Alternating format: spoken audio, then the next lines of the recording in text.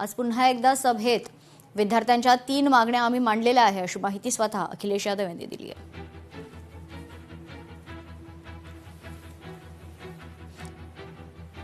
तर दुसरीकडे मुंबईत भारतीय जनता पक्षाच्या वतीने काँग्रेसच्या कार्यालयावर आंदोलन सुरू आहे। सविस्तर माहिती जाणून घेऊयात। आपले प्रतिनिधी उमेश करंजकर आपल्यासोबत जोडले जात आहेत। उमेश, काल जे काही दिल्लीत घडलं त्यानंतर आज मुंबईमध्ये जर आपण पाहिलं तर भारतीय जनता पक्ष जो आहे तो रस्त्यावर उतरलेला आहे। भारतीय जनता पक्षाच्या आज आपल्याला आक्रमक झालेला मुंबईत पाहायला मिळतो। कारण ज्या प्रकारे दिल्लीमध्ये पंतप्रधान नरेंद्र मोदी यांच्या घराच्या बाहेर राहुल गांधी यांनीचे आंदोलन केलं, जवळपास 3 तास आंदोलन झालं आणि या आंदोलनाला सर्व राहुल गांधीचे सर्व ज्येष्ठ नेते जे उपस्थित होते आणि या 3 तासाच्या आंदोलनानंतर पोलिसांनी या सर्व कार्यकर्त्यांना ज्याप्रमाणे पकडलं होतं, ज्या नेत्यांना पकडलं होतं त्याच्याचप्रमाणे आता मुंबईत एक आंदोलन जे भारतीय जनता पक्षाच्याकडून करण्यात येते। कारण राहुल गांधी यांनी जो पंतप्रधानांच्या घरावरती आंदोलन केलं त्या आंदोलनाच्या निषेधार्थ हा भारतीय जनता पक्षाचा कार्यकर्ता मुंबईमध्ये कुठेतरी भडकलेला पाहायला मिळतो आणि तेच दादरमध्ये काँग्रेसचे जे कार्यालय त्या कार्यालयाच्या वर धडक मोर्चा आणि त्या कार्यालयाच्या समोर आंदोलन करण्याचा प्रयत्न या सर्व कार्यकर्त्यांचा आपल्याला पाहायला मिळतोय। मात्र त्या कार्यालयापर्यंत कोणताही भारतीय जनता पक्षाचा कार्यकर्ता पोहोचणार नाही, नेता पोहोचणार नाही याची काळजी पोलीस घेताना पाहायला मिळतात। आता आपण पाहिलं तर पूर्ण झटापट जी आहे पोलिसांमध्ये आणि भारतीय जनता पक्षाच्या कार्यकर्त्यांमध्ये होताना पाहायला मिळते। मुंबईचे भाजप अध्यक्ष अमित साटम या सर्व आंदोलनाचं नेतृत्व करतायत आणि काल ज्या प्रकारे राहुल गांधी यांनी पंतप्रधान मोदी यांचा राजीनामा मागितला तो पूर्णपणे असोवित आणि काय नीट प्रकरणामध्ये जे काही कारवाई करायची असेल ते सरकारकडून केली जाते। फक्त राजकारण करण्यासाठी काँग्रेसचे कार्यकर्ते आणि राहुल गांधी हे आंदोलन करतायत आणि देशातल्या विद्यार्थ्यांची माती भडकवण्याचं काम हे काँग्रेसकडून सुरू आहे असं आता भारतीय जनता पक्षाकडून बोललं जातं। आणि त्याचा काल जो आंदोलन काँग्रेस कार्यकर्त्यांकडून करताना नेत्यांकडून करत त्याचा निषेध आज कुठेतरी मुंबईमध्ये होताना पाहायला मिळतो आणि भारतीय जनता पक्षाचे कार्यकर्ते मोठ्या प्रमाणात आक्रमक झालेले पाहायला मिळतात आणि त्यामुळे काही कार्यकर्त्यांची धरपकड देखील आहे ती देखील सध्या सुरू असलेली पाहायला मिळतं। आताही आपण बघू शकतो कार्यकर्त्याला 4 पोलिसांनी कशा प्रकारे उचलून आणले।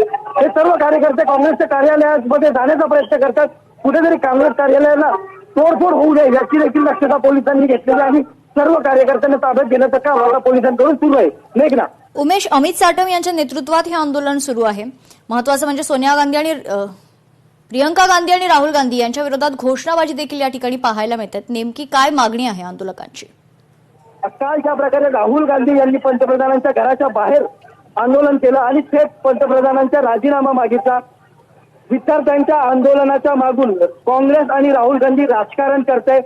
जंतर मंतरवरती विद्यार्थ्यांचं आंदोलन सुरू आहे, त्या आंदोलनासाठी सरकार सकारात्मक प्रतिसाद देत आहे।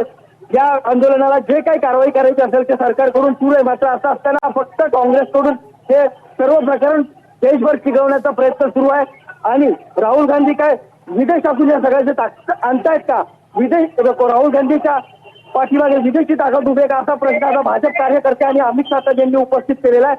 देशामध्ये अराजकता आम्ही राहुल गांधी यांना माजू देणार नाहीये, राहुल गांधी यांचं जे षडयंत्र आहे ते आम्ही देशभरामध्ये पेटू देणार नाहीये असा थेट आव्हान जे भाजपच्या अमित शहा यांनी काँग्रेसला केलेलं आहे। त्यामुळे काँग्रेस कार्यालयावर जाऊन हा जबरदस्त मोर्चा, कडक मोर्चा करण्याचा प्रयत्न भारतीय जनता पक्षाच्या कार्यकर्त्यांचा आणि अमित शहा यांचा होता। मात्र तो कुठेतरी होऊ नये, काँग्रेस कार्यालयाला कुठे हानी पोहोचू नये याची संपूर्ण जबाबदारी पोलिसांनी आपल्या खात्यावर घेतली आणि काँग्रेसच्या कार्यालयापर्यंत भाजप कार्यकर्त्यांना आणि नेत्यांना पोहोचू दिलेलं नाही आणि आता जवळपास सर्व कार्यकर्त्यांना जे आहे ते पकडण्यात आलेले, त्यांना ताब्यात घेण्यात आलेलं आहे आणि जवळच्या पोलीस स्टेशनमध्ये घेऊन जाण्यात आले। त्यामुळे दिल्लीमध्ये काल जे आंदोलन झालं काँग्रेसचं त्याच्या पडसाद आता मुंबईमध्ये रस्त्यावर उमटताना पाहायला मिळतं।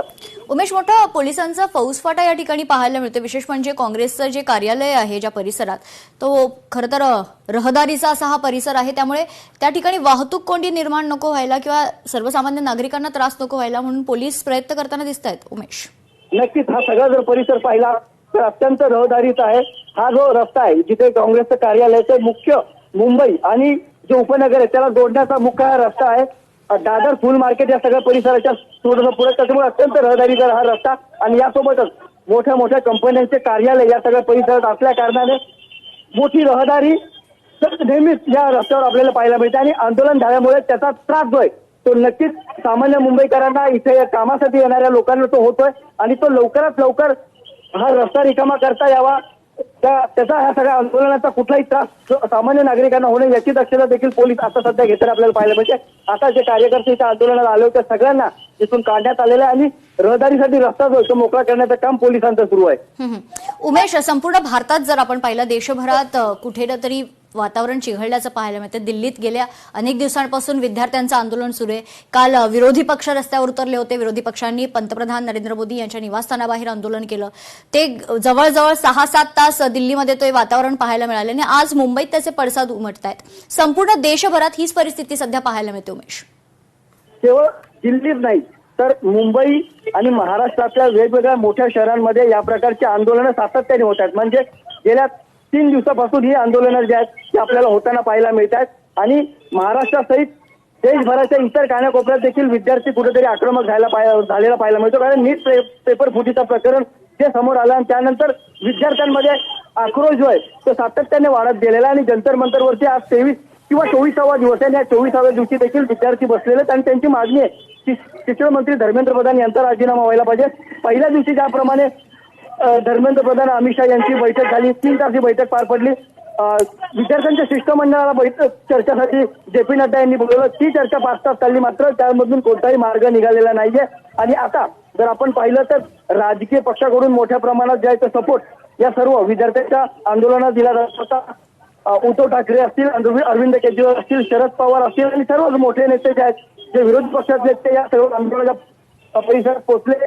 आंदोलन जंतर मंतरवरून सुरू होतं तिथून विद्यार्थ्यांना त्यांचं समर्थन देखील सगळ्यांनी केलं आणि त्याचे पडसाद आता कुठेतरी मुंबईत देखील उमटताना पाहायला मिळते. कारण मुंबईत विद्यार्थी जमतायत, विद्यार्थी सगळ्या कोपऱ्यामध्ये आंदोलनं करतायत आणि त्या आंदोलनाच्या पार्श्वभूमीवर राहुल गांधी यांनी जे पंतप्रधानांच्या घराच्या बाहेर आंदोलन त्याचा निषेध म्हणून भारतीय पक्ष कुठेतरी काँग्रेस कार्यालयाच्या बाहेर आक्रमक होताना पाहायला मिळतं. मेघना, उमेश, खरं तर विद्यार्थ्यांवर झालेल्या लाठीचार्जच्या विरोधात विरोधक तर एकवटलेले आहेतच आणि आक्रमक झालेले आहेतच. मुंबईत हे जे काही आंदोलन सुरू आहे त्यावरून खरं तर काँग्रेसचे कार्यकर्ते आणि भाजपाचे कार्यकर्ते आमने सामने येण्याची देखील तितकीच शक्यता आहे. कारण विरोधक काँग्रेसचे कार्यकर्ते विशेषतः जर आपण पाहिलं तर सरकारला घेऊन चांगलेच आक्रमक झालेले आणि अशी काही परिस्थिती या ठिकाणी निर्माण होऊ शकते का? आज नक्कीच ती परिस्थिती निर्माण होऊ शकते असती. कारण भाजपचे जे कार्यकर्ते ते काँग्रेसच्या कार्यालयावर जात होते आणि कार्यालयाच्या सगळ्या परिसराला मोठ्या प्रमाणात पोलिसांनी घेरा घातलेला आहे. दोन्ही बाजूनी कोणीही कार्यकर्ता किंवा कोणी सामान्य माणूस तिथपर्यंत पोहोचणार नाही याची दक्षता पोलिसांनी घेतलेली आहे. आणि या परिसरात राहणाऱ्या लोकांची ओळख पटवल्यानंतरच त्यांना आपल्या घरापर्यंत तरी सोडण्यात येते अशी सगळी परिस्थिती आहे. आणि तरी देखील आपण कार्यालयापर्यंत पोहोचू यासाठी भाजपच्या कार्यकर्त्यांनी जबरदस्त आता इकडे आंदोलन केलं. पोलिसांचा हा फौज फाटा तोडण्याचा प्रयत्न केला, बॅरिकेड हटवण्याचे प्रयत्न केले मात्र पोलिसांनी ते होऊ दिले नाही. मात्र ते जर झालं असतं तर नक्कीच काही कार्यकर्ते काँग्रेसच्या कार्यालयापर्यंत पोहोचले असते. तिथे उपस्थित असलेल्या काँग्रेसच्या कार्यकर्त्यांसोबत त्यांचे नक्कीच हाणामारी होऊ शकली असते आणि अशी परिस्थिती नक्कीच होऊ शकली असते. मात्र सध्या परिस्थिती पूर्णपणे नियंत्रणात आहे आणि जे भाजप कार्यकर्ते नेते मंडळी आंदोलनासाठी या सगळ्या परिसरात आले होते, काँग्रेस कार्यालयाच्या बाहेर आले होते, त्यांना आता ताब्यात घेण्यात आलेलं आहे. त्यामुळे सध्या ही परिस्थिती निवडलेली आहे. निश्चित. धन्यवाद उमेश आपण दिलेल्या सविस्तर माहितीसाठी. कारण आता जी परिस्थिती आहे मुंबईतली ती निवडलेली आहे असं उमेश यांचं म्हणणं आहे. भारतीय जनता पक्षाच्या कार्यकर्त्यांना पोलिसांनी ताब्यात घेतलेले आहे आणि पोलिसांनी ही परिस्थिती नियंत्रणात आणली आहे.